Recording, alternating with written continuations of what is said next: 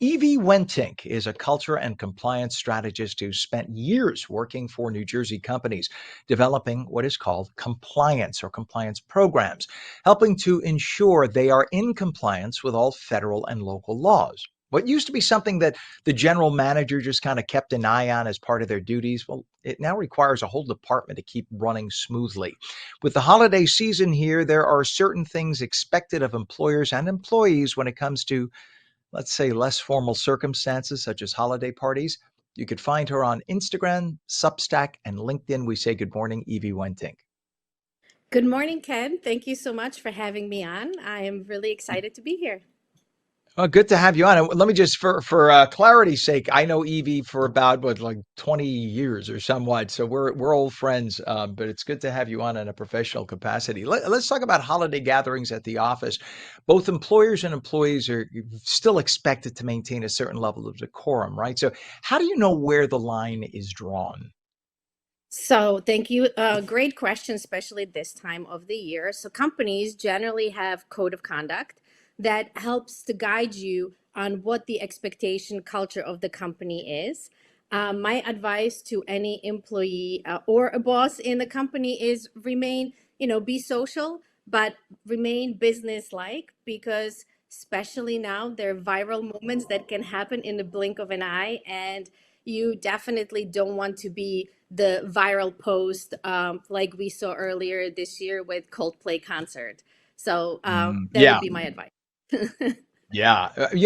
We you don't want to have a party where there's no alcohol served if you're out at a restaurant, but at the same time, I mean, my thing is, I used to be when I was at Channel 7, there was only 1 year where we actually had a party where there was alcohol served, and then they had a party with none. Then they just got rid of holiday parties because of money for the whole industry. But I remember everybody saying, "Do not get a cocktail at the dinner," because you didn't Mhm. want to be seen next to the boss and you're, hoisting martini after martini. Is that pretty much good advice? Like if you're going to go do without alcohol one night, that's the night to do without alcohol. I think it really depends on the policy. I recently spoke to a friend about gift giving in business, and we talked about whether giving a bottle of wine or any bottle of alcohol is a appropriate business gift. And I think it dictates by the company policy or the culture of the entire country. And she was in a different country. She was in Baku, Azerbaijan, and we have these conversations. And she's like, we do no alcohol. And my Hmm. argument with her was, well, if that's the case, no alcohol for gift giving, then it should also be for business entertainment. It should be unison. So it's less confusing for the employees, right? You don't want to create environment where it's okay here, but not here, because who is going to know those rules? So whatever it is, but moderate, I always believe that, doing everything in the moderate way will probably keep you out of trouble, especially when it comes to Yes. holiday parties and Right. alcohol. Yeah, I mean, I guess if you're at the dinner table and everybody is sharing a glass of wine and you sip part of that glass of wine with your dinner, that's fine. But if you're at the Right. bar pounding down three martinis before everybody shows up and doing another three during the course of the evening, and then let's have that one for the road, that's probably not a good message to send to the bosses.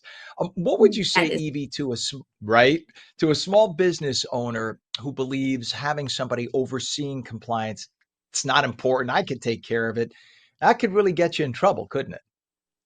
Well, it certainly could because I don't know. You may think your business is small, but you may not understand fully the risk, how it could impact your company, right? Mhm.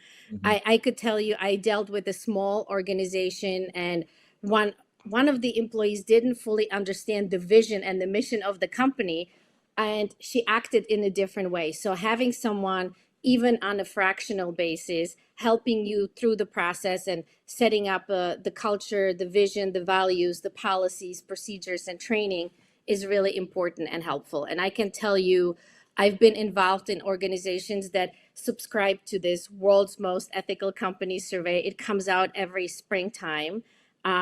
It's a very intense questionnaire that now you have to pay, and used to you didn't have to. But all the different top companies across the globe will subscribe to it, and that organization, Corpedia and Ethisphere, pick 100 top world's most ethical companies. And they found that if you are ethical, if you have a compliance program, if you do all the right things, you see it in the profit. So if you do good, it will come back to you fold. You will have happier employees, you will have happier customers, and more money in your pocket. So this is really what it's all about. And also, shouldn't you just have a rule book, an employee handbook or manual that everybody, including the boss, has to follow those rules, right?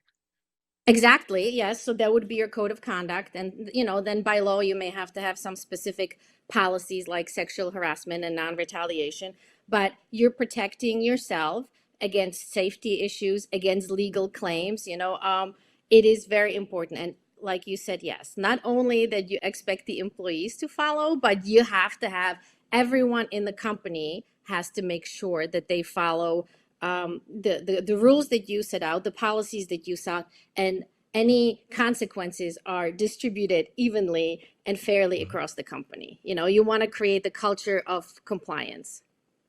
Evie, tell everybody your website, please, so they could find you. Yes, hi. My website is ethicaledgeexperts.com, and you can also find me on LinkedIn, ethical_edge_experts.